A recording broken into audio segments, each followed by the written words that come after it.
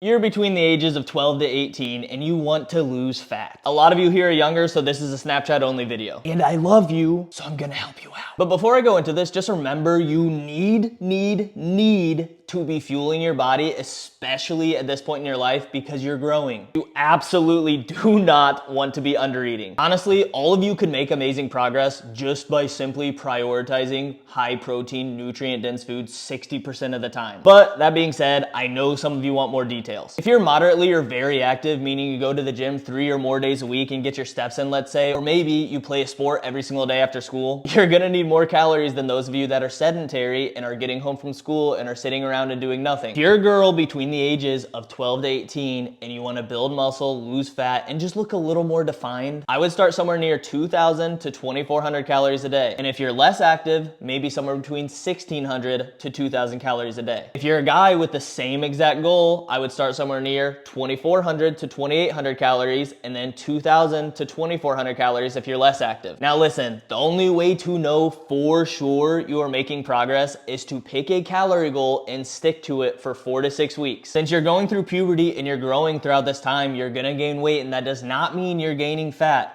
So the scale is not going to be a good measure of progress. Instead, I want you to take a picture each week in the morning before eating or drinking anything. And also make sure the lighting is similar. We want to try and keep all the variables the same so that way we really know if we're making progress. It doesn't make much sense if one week you're weighing yourself in the morning before eating or drinking, and then the next week you're weighing yourself at night after having your last meal. So after those 6 weeks, look at the pictures you took from the beginning to where you are at now and decide, oh, I gained quite a bit of fat. I should decrease my calories by 200 or so.